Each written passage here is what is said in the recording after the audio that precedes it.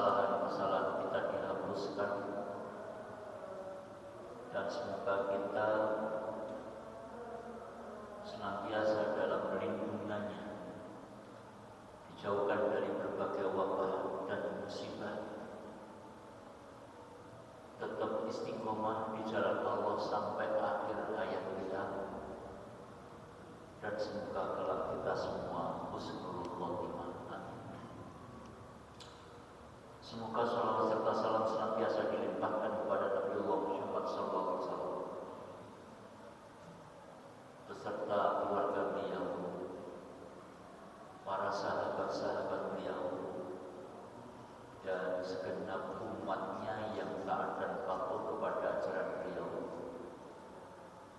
Semoga pula kita termasuk umat yang berada di dalamnya. Amin.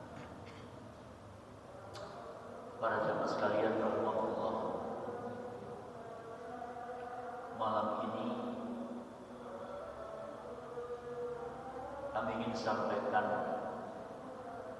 materi yang terkait dengan terbakarnya kota Los Angeles di Amerika. Para jamaah sekalian rahimahullah,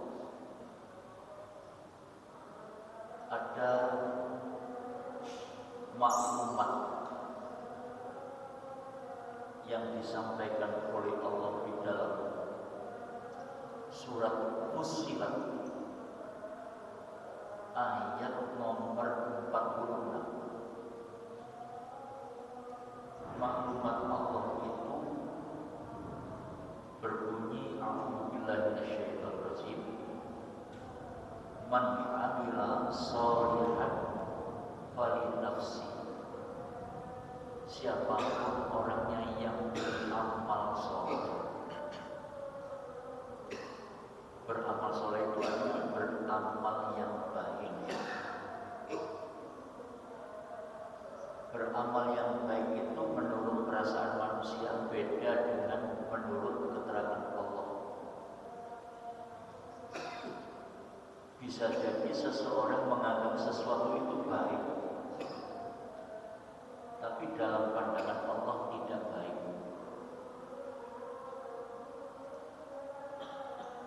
Maka terkait dengan amal soleh ini, amalan itu dikatakan soleh sepanjang amalan itu sesuai dengan petunjuk Allah dan Rasulnya. Baik itu yang menyangkut ibadah mutlak, ibadah khusus, atau ibadah ghairu mutlak, ibadah umum. Ibadah khusus kayak sholat, kayak puasa, kayak zakat, kayak haji, itu ibadah khusus.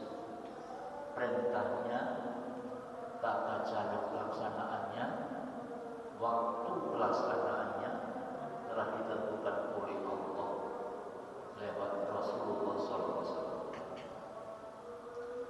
Jadi Allah telah tetapkan di dalam Al-Quran, kemudian dijelaskan oleh Rasulullah kepada umat. Itu ibadah makhluk. Lalu ada ibadah ghairu makhluk, ibadah umum. Berbagai aktivitas yang kita jalani, sepanjang itu tidak melanggar larangan Allah, maka itu adalah masuk kategori ibadah. Apakah itu yang berupa pengajian seperti malam ini, atau kegiatan-kegiatan lain yang bersifat terbuka di lapangan, sepanjang tidak melanggar larangan Allah, maka itu bisa masuk dalam kategori ibadah ghairu makhluk, seperti yang Bukhari pernah kami sampaikan. Nah, para sahabat sekalian terhormat, orang melakukan bisnis sepanjang jujur, bisa menjaga rambu-rambu larangan yang datang dari Allah, dan istiqomah mengikuti petunjuk yang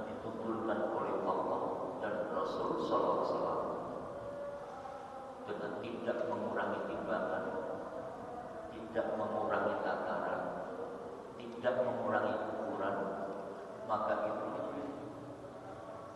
adalah bagian dari ibadah. Ketika orang itu berlaku jujur dalam ibadah Allah itu, maka itu nanti akan memberikan manfaat yang positif bagi dirinya. Insya Allah bisnisnya semakin barokah, bisnisnya semakin berkembang, dan yang bersangkutan tentu akan mendapatkan manfaat yang lebih baik. Para sahabat sekalian, rahmatullah, manfaat itu bisa jadi dunia, bukan hanya berlangsung di dunia, tapi juga akan berlanjut sampai di akhirat. Kalau yang bersangkutan adalah orang yang beriman. Tapi kalau yang bersangkutan bukan orang yang beriman, maka manfaatnya itu sebatas di dunia saja. Misalnya orang bikin sepeda motor termasuk bagian dari amal soleh, tapi kesolehan itu hanya sebatas di dunia. Kalau kemudian yang membuat sepeda motor itu adalah orang-orang yang tidak beriman kepada Allah, penemu lampu pijar ini kalau orang yang beriman, maka ini adalah jariah. Manfaatnya bukan saja terbatas di dunia, tapi berlanjut sampai di akhirat. Nah, itu contoh. Jadi siapapun orangnya yang beramal soleh, man amila sholihan wa li nafsi, kesolehannya itu akan kembali kepada dirinya, memberikan manfaat kepada dirinya, bahkan bukan hanya dirinya sendiri, tapi juga kepada pihak lain. Lalu waman asa'a fa'alaihi, siapapun orangnya yang berbuat jelek, yang berbuat jahat, ya, yang berbuat maksiat, kalau kemudian mereka itu berbisnis mengurangi timbangan, mengurangi takaran, mengurangi ukuran, maka dampak negatifnya juga akan dirasakan, ditanggung diri sendiri. Misalnya orang itu berbuat curang dalam hal menimbang, berbuat curang dalam hal mengukur, berbuat curang dalam hal menakar ketika yang bersangkutan berbisnis, maka pada gilirannya kalau kemudian cara-cara yang semacam itu yang dia tempuh, yang dia jalani, lambat atau cepat, cepat atau lambat, itu nanti akan berdampak negatif bagi dirinya. Ketika orang yang membeli tahu bahwa timbangannya tidak benar, ukurannya tidak benar, takarannya tidak benar, maka berikutnya dia akan mengalami nasib yang tidak diinginkan. Bisa jadi kemudian tokonya tutup, karena ketika orang itu merasakan barang yang dibeli dicurangi, maka orang itu dia akan membuka info kepada pihak lain. Jangan beli di toko itu, cara menimbangnya tidak benar, curang. Jangan membeli di toko itu, ukurannya dikurangi, dicurangi, takarannya dicurangi, dikurangi. Dan sama sekalian terlalu, maka lambat laun pelanggan pasti akan berkurang. Dan pernah juga diviralkan lewat media sosial, seseorang berbuat jahat kepada orang lain hanya karena faktor hujan kayak ini. Lalu ada orang yang ngiyup di emperan tokonya, diusir oleh pemilik toko. Peristiwa itu kemudian diviralkan, menyebar kemana-mana. Tutup toko itu. Ini, ya, toko itu akhirnya tutup. Masya Allah, itulah waman asa'a fa'alaiha.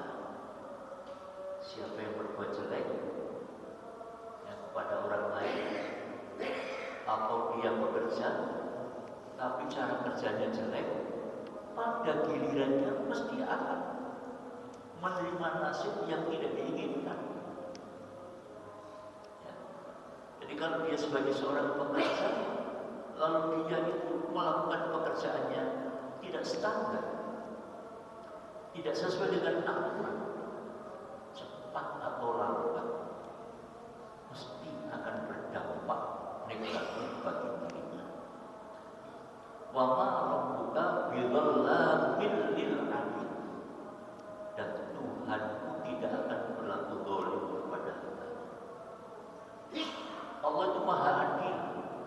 Orang yang berbuat baik akan menerima kebaikannya.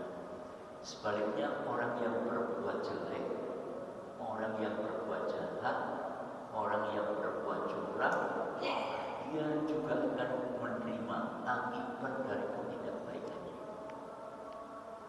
Para jemaah sekalian rahmatullah. Tetapi kadang-kadang ada orang yang berbuat jelek, berbuat jahat, tidak kunjung mendapatkan dampak negatif dari kejahatannya. Wah, ternyata saya melakukan itu kok tidak apa-apa. Nah, prasangka yang semacam itu diungkapkan oleh Allah di dalam surat Ibrahim ayat nomor 42. A'udzubillahi minasyaitonir rajim. Wala tahsabannallaha ghafilan amma ya'malul zalim. Jangan engkau menyangka bahwa Allah itu lalai. Allah itu lupa, tidak akan peduli kepada orang-orang yang berbuat zalim. Ya. Dan misalnya ada orang berbuat zalim, ada orang korupsi, ya, ada orang korupsi. Pada saat yang bersangkutan korupsi, semua tutup mulut. Tetapi ketika ada audit lalu kemudian ketahuan, maka pasti yang bersangkutan akan menerima akibat dari tindakannya yang tidak benar. Jadi kadang-kadang ada orang yang ketika melakukan perbuatan jelek bangga, seolah-olah dia pahlawan, tidak mendapatkan sanksi hukum apa-apa. Pada akhirnya kalau kemudian sudah ada ketentuan Allah yang berlaku, siapapun tidak bisa menghindar.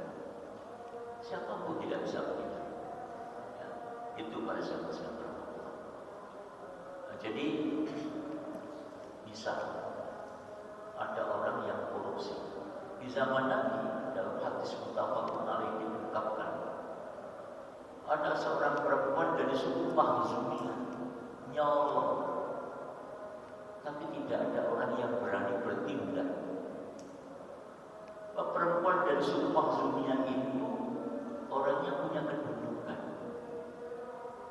ya, orangnya punya posisi di tengah-tengah masyarakatnya, dipandang sebagai orang yang terhormat, tapi nyolong. Ya.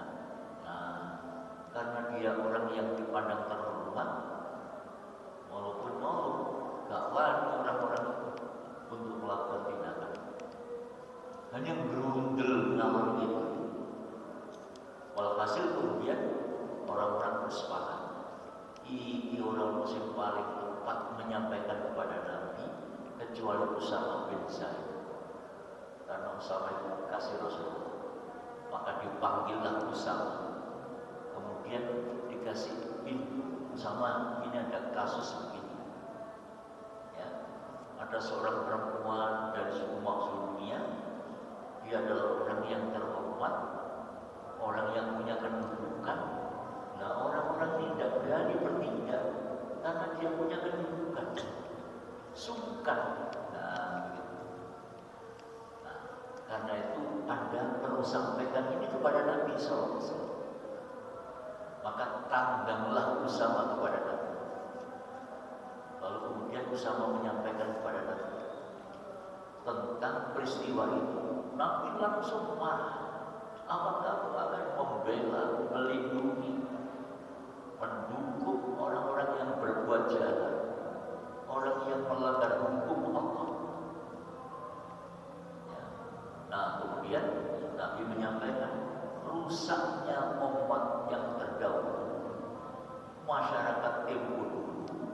itu disebabkan karena ada orang yang mencuri dari kalangan orang-orang yang terhormat, tapi dibiarkan, ya, tidak ditindak, tidak dihukum.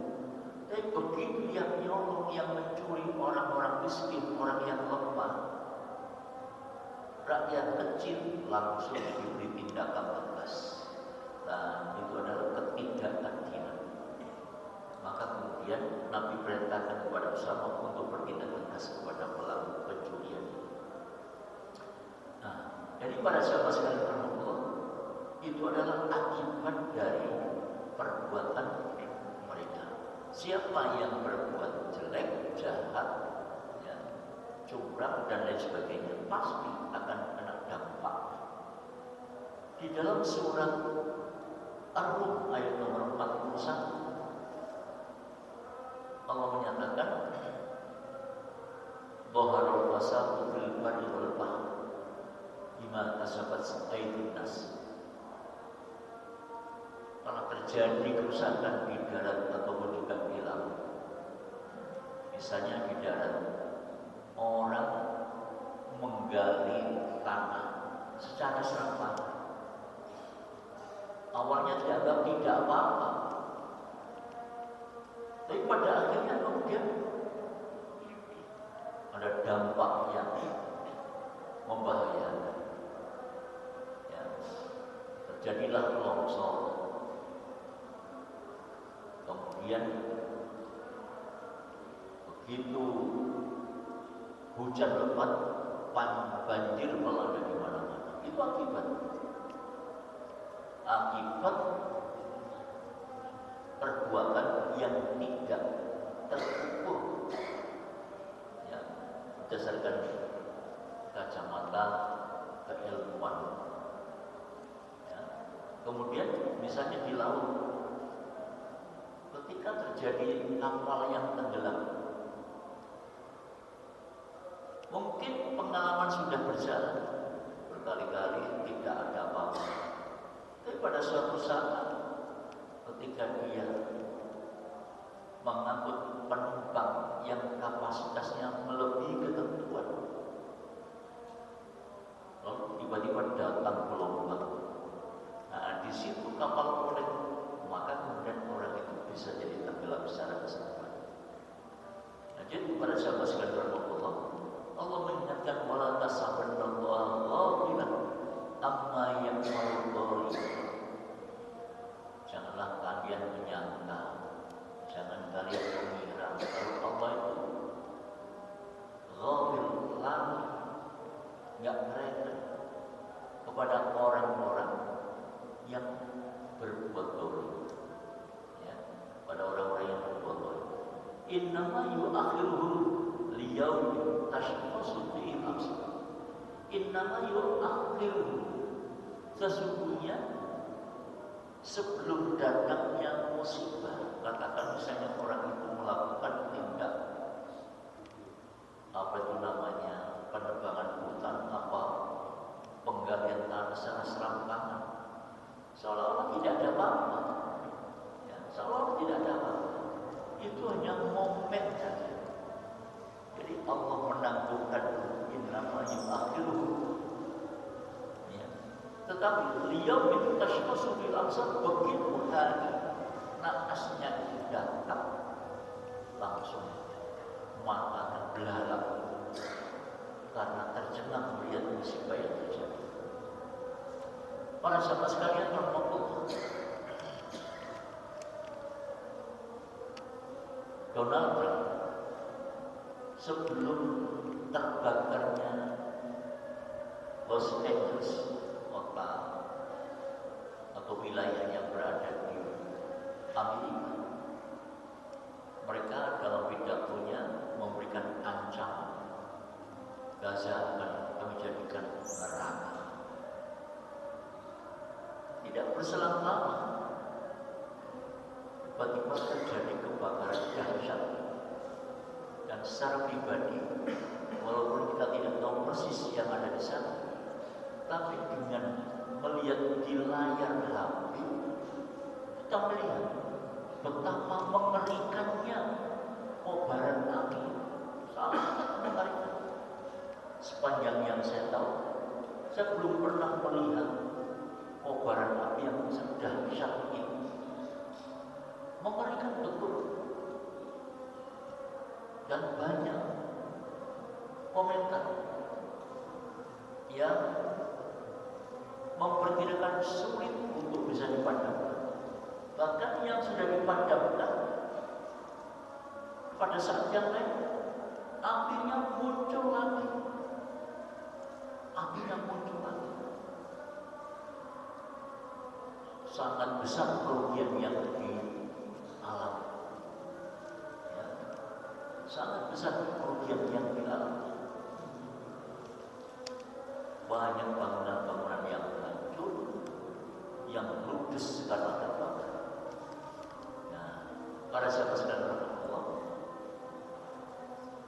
itu merupakan sebuah peristiwa yang memberikan pelajaran penting bagi kita orang-orang yang beriman, ya, untuk menjadi ibrah liulil albab, bagi orang-orang yang berulul albab.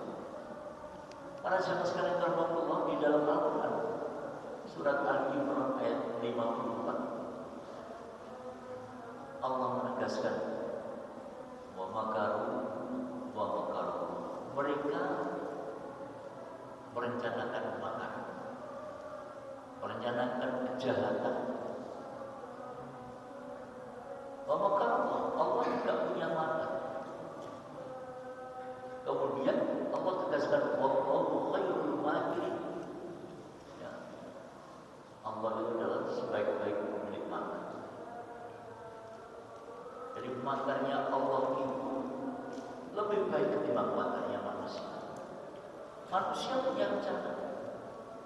Rencana Allah tidak diketahui oleh manusia. Seseorang berlaku sombong itu karena merasa lebih, ya, karena merasa lebih, dirinya lebih kuat, maka kepada orang-orang yang fisiknya lemah kemudian sombong, merasa dirinya lebih tinggi kedudukannya kepada orang yang berada di bawahnya, mereka berlaku sombong, merasa dirinya lebih kaya, lalu mereka hinakan orang-orang yang berada di bawahnya. Mereka merasa dirinya lebih pintar, ya. Kemudian orang-orang yang dari sisi keilmuan berada di bawahnya lalu disombong dan seterusnya. Itu munculnya sikap sombong. Ya. Wa makar Allah, wallahu khairul makirin. Mereka melakukan makar. Allah juga punya makar, dan Allah bermakar. Rencana Allah itu jauh lebih baik ketimbang rencana mereka. Makarnya Allah itu jauh lebih baik ketimbang makar mereka. Para sahabat sekalian, ayat ini dalam kitab-kitab tafsir, apakah itu Ibnu Katsir atau yang lain, yang saya baca, turunnya ayat ini terkait dengan adanya sikap arogan dari beberapa pemuka Yahudi, ya, yang bersekongkol akan membunuh Nabi Isa. Supaya tindakannya itu dianggap legal, mereka tidak melakukan sendiri, tapi menyewa kedudukan raja. Persekongkolan jahat itu kemudian disampaikan kepada raja, yang sesungguhnya tidak terjadi peristiwa yang sesungguhnya, tapi dibuat itu. Misalnya begitu, mereka lapor kepada raja, raja, ini ada orang namanya Isa. Mereka tidak taat pada perintahnya raja. Mereka justru melakukan makar. Nah, misalnya seperti itu. Praktis Raja marah karena titahnya ditentang. Raja itu kan kalau ngomong apa, ya, kayak misalnya di Arab itu bangunan-bangunan gede pinggir Masjidil Haram, raja penting bongkar hotel, bongkar, itu titah raja. Nah, pada saat raja ini dilapori, karena raja ini kafir, perintahkan kepada orang-orang untuk menangkap Nabi Isa. Lalu selanjutnya akan dijatuhi hukuman salib. Nah, pada saat sudah ada titah raja, maka masyarakat pun bergerak untuk menangkap Nabi Isa. Tapi apa yang terjadi? Wa makaru wa makarallah wallahu khairul makirin. Allah selamatkan Nabi Isa. Nabi Isa diangkat ke langit. Sementara kemudian muncul orang yang secara fisik diserupakan dengan Nabi Isa. Muncul orang yang secara fisik diserupakan dengan Nabi Isa. Akhirnya ditangkap orang itu, lalu dihukum salib. Padahal orang yang ditangkap itu bukanlah Nabi Isa, ya. Bukan Nabi Isa, tapi orang yang diserupakan oleh Allah secara fisik dengan Nabi Isa. Jadi koyaknya Nabi Isa, tapi bukan Nabi Isa. Itu. Wa ma qatalahu wa ma salabuhu wa la qatalahu. Mereka tidak membunuh Nabi Isa, walakin syubbiha lahu. Tetapi orang yang dibunuh itu adalah orang yang diserupakan oleh Allah dengan Nabi Isa. Jadi mereka tidak membunuh Nabi Isa, tidak menyalib Nabi Isa, walakin syubbiha lahu.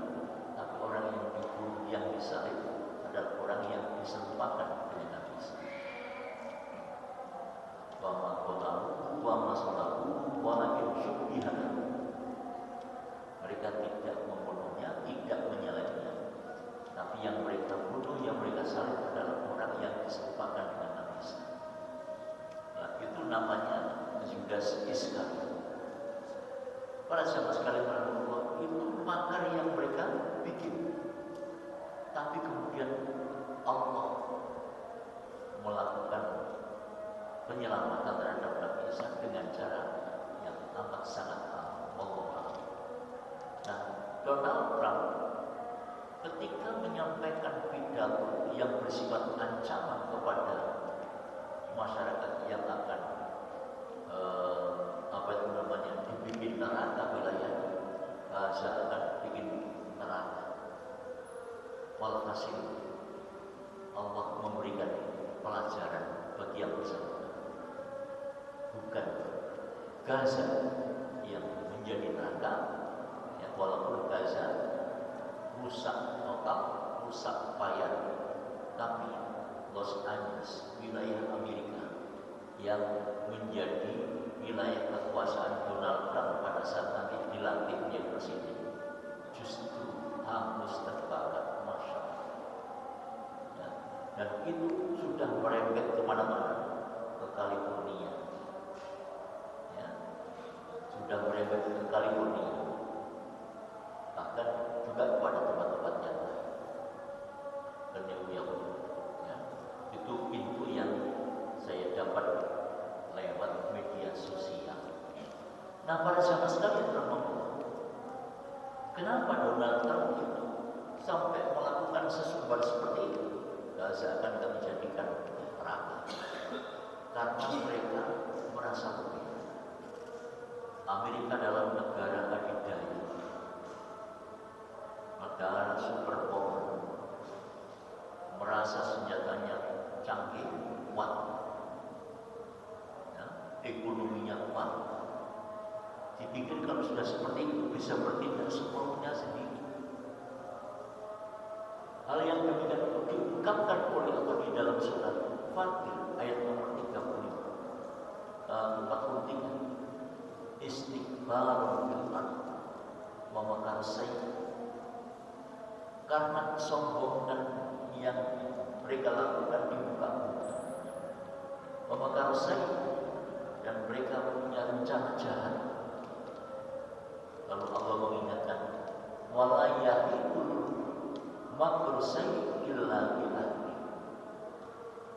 Rencana jahat itu tidak lain hanya akan ditimpakan kepada orang yang punya rencana, ditimpakan kepada orang yang melakukan kejahatan itu sendiri.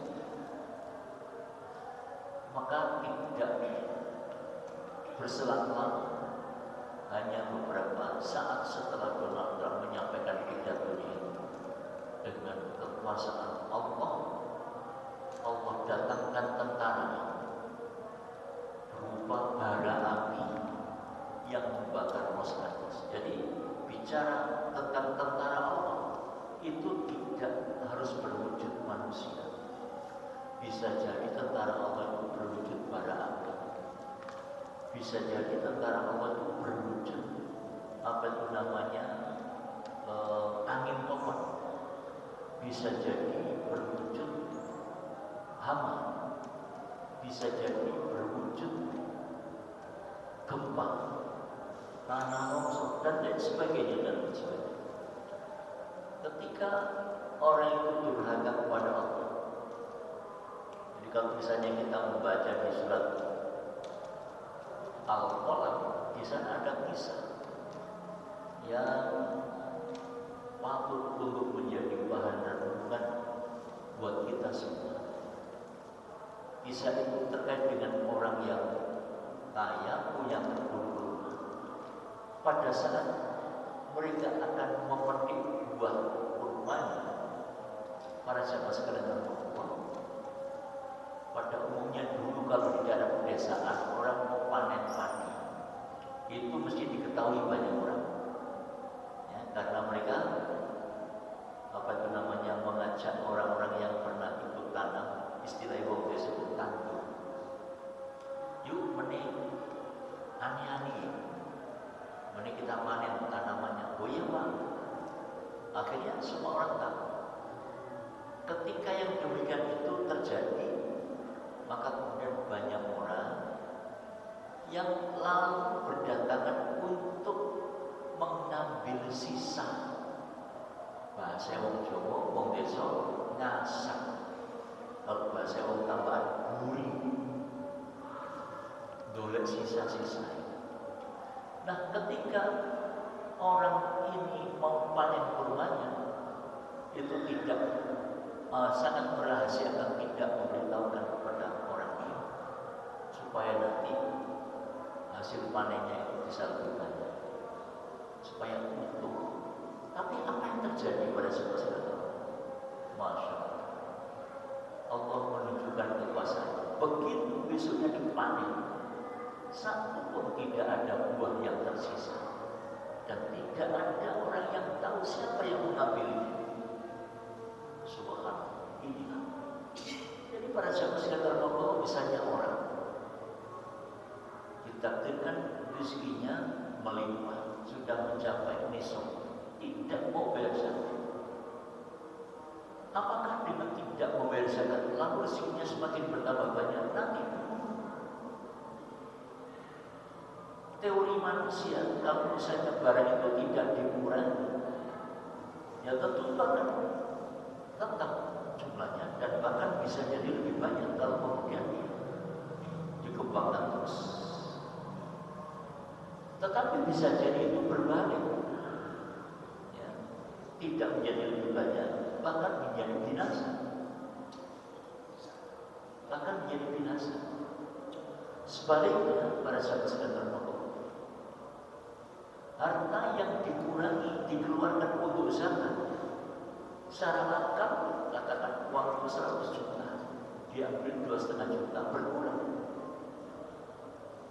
tidak 100 juta tapi menjadi 9 juta, 97,5 juta, 2,5 jutanya. Tetapi itu bukan berarti kemudian akan mengurangi rezeki. Allah berjanji, "Wa ma anfaqtum min syai'in fa huwa yukhlifuh." Dan janji Allah itu benar adanya. Hanya orang-orang yang tidak beriman, yang tidak percaya. Tapi orang yang beriman yakin dengan zakat, rezekinya semakin berkembang, semakin bertambah, semakin berkembang. Nah, karenanya sepanjang yang saya tahu, orang yang ditakdirkan rezekinya melimpah, lalu semangat infaknya luar biasa, rezekinya bukan semakin sulit, tapi semakin bertambah banyak. Semakin bertambah banyak. Dulu saya mungkin pernah cerita dalam kajian subuh, ada seorang agniya. Ketika saya bermaksud mau pinjam uang untuk pengembangan gedung dakwah, waktu itu saya datang ke rumah dengan bapak-bapak, mau pinjam uang antara 6 sampai 7 miliar. Setelah kita sampaikan maksud itu, beliau menjawab, "Lain apa? Kalau uang sekian tidak ada lain." Ya. Akhirnya kemudian kita ngomong yang lain. Tapi ketika kami pulang di tengah jalan dia telepon, "Lain apa sementara nggak usah minyak. Ini saya kasih infak senilai 1 miliar cash." Infak 1 miliar cash, nggak pakai menembak, nggak pakai mobil. Masya Allah. Ya. Infak 1 miliar cash. Kalau orang itu infaknya 1 miliar, tentu duitnya bukan miliaran. Tentu duitnya bukan miliaran. Nah, 3 bulan kemudian kami silaturahmi lagi untuk menyampaikan ucapan terima kasih. Apa yang terjadi pada dirinya? Orang itu berkisah sambil air matanya tetes, terharu. Terharu karena apa? Ketika dia keluarkan infak 1 miliar, lalu mendapatkan proyek yang untungnya bermiliar-miliar. Itu cerita itu sambil air matanya tetes. Betapa benarnya keterangan Al-Quran. Nah, para sahabat sekalian rahimahullah, dan saat itu kemudian kami mendapatkan tambahan cash lagi 500 juta, berarti menjadi 1,5 miliar. Masya Allah. Inilah contoh. Ini contoh. Dan banyak sekali kisah-kisah yang dialami oleh orang lain. Karenanya kembali kepada ayat tadi, "Man amila sholihan falinafsi." Siapa yang berbuat baik, beramal soleh, maka kebaikannya akan kembali kepada dirinya sendiri. Dan siapa yang berbuat jelek, waman asana, falaihi, kejelekannya juga akan menimpa dirinya sendiri. Nah, kembali pada sahabat sekalian. Jadi orang-orang yang takabur di muka umum dan wamakar lalu punya rencana jahat, ya, punya rencana jahat, maka walayahibul makru sayyi illa bi ahli. Rencana jahatnya itu tidak akan menimpa orang lain, tapi kepada yang bersangkutan sendiri. Dulu pada saat sekalian Allah, ketika di negeri ini ada partai komunis, mereka itu punya rencana jahat, maka kemudian melakukan hukum terhadap pemerintahan yang sah. Tapi apa yang terjadi? Umat bergerak secara total, walhasil akhirnya DKI di samping pihak misi juga dilarang untuk bercokol di negeri yang kita cintai. Jadi kalau anak-anak yang masih relatif kecil tidak tahu, ya, karena itu peristiwa terjadi tahun 65. Itu peristiwa terjadi pada tahun 65. Jadi kalau orang itu tidak tahu, terkesan koyo-koyo OPK itu api. Tapi kita tahu betapa menariknya. Saya ketemu dengan teman dari Madiun ketika mengikuti musyawarah antar beragama di Surabaya. Beliau cerita, pada saat itu beliau ditangkap oleh PKI, dimasukkan dalam satu gudang, ya, dimasukkan dalam satu gudang, dan yang ditangkap itu adalah para tokoh masyarakat, para ustaz, masing-masing dibantai antri seperti orang antri beras. Nah, kebetulan pas giliran orang itu, kemudian orang itu begitu maju, belum Pak Guru, ternyata yang akan membantai itu adalah muridnya. Walhasil akhirnya Pak Guru keluar dengan sini saja, selamat ya. Tapi yang lain sudah bablas. Jadi di dalam satu gudang yang namanya darah, Masya Allah, saya jadi teringat ketika saya mendatangi tempat penyembelihan unta di Mekah waktu waktu penyembelihan unta. Ya. Wah, itu darah mengalir. Jadi mereka membantai itu kayaknya seperti menebang batang pisang, cerdas, mengerikan. Jadi pada saat sekalian Allah, maka kemudian Allah tegaskan, wala yahiqul makru sayyi'un illa billah. Kejelekan yang mereka rencanakan itu tidaklah menimpa kepada orang lain, melainkan kepada dirinya sendiri, kepada pelaku kejahatan itu sendiri. Nah, karenanya pada saat sekalian Allah, kadang-kadang juga orang yang sudah terlanjur takabur itu seolah-olah tidak ada yang mengalahkan. Padahal di balik ini semua ada penguasa yang tidak bisa dikalahkan oleh siapapun. Siapapun penguasa itu adalah Allah. Kita harus sadar, walillahi ma fis samawati wa ma fil ardh. Apapun yang ada di langit dan apapun yang ada di bumi, semua adalah milik Allah. Yang tampak secara kasat mata maupun yang tidak tampak, semua itu adalah milik Allah. Kita hanya diberi hak pakai saja. Kita hanya diberi hak pakai. Ya. Pada saat sudah habis waktu memakainya, kita kembalikan. Kepada siapa? Kepada Allah. Maka ketika orang itu misalnya pada waktu hidupnya punya kekayaan melimpah, tapi begitu sudah mati, kekayaan itu lepas dari diri, lalu kembali kepada Allah. Oleh Allah kemudian dititipkan lagi kepada ahli waris. Nah, ini dititipkan lagi kepada ahli waris. Nah, ketika ahli waris itu sama-sama sadar, maka suasana akan terjadi kenyamanan, ketenangan, ketenteraman. Tapi ketika suasana itu tidak menemukan kenyamanan, bisa jadi kemudian satu dengan yang lain saling melakukan tindakan yang tidak terdidik.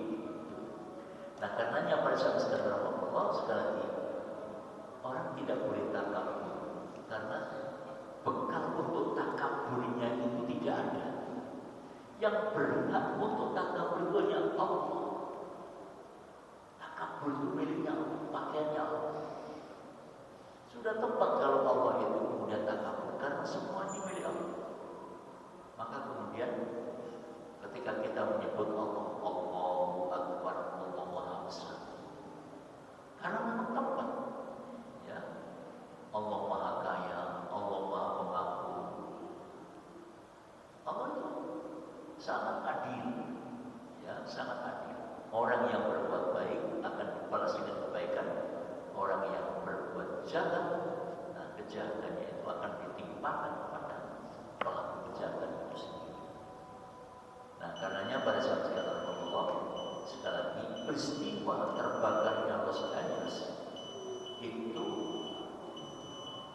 mudah-mudahan bisa menambah kualitas keimanan bagi kita semua, sebab betul-betul memprihatinkan, mengerikan kobaran api yang dahsyat dan itu di luar nalar manusia, di luar nalar manusia, kebakaran yang demikian dahsyat di luar nalar manusia. Kalau bukan dikehendaki oleh Allah seperti itu, tidak mungkin terjadi. Nah, karenanya peristiwa itu terjadi. Kalau kita kembali kepada surat An-Nur ayat nomor 41, la'allahum yarji'un, supaya menumbuhkan kesadaran bagi orang-orang yang angkuh, yang takabur, lalu mau kembali kepada jalan Allah, yaitu ad-din Islam. Para jamaah sekalian,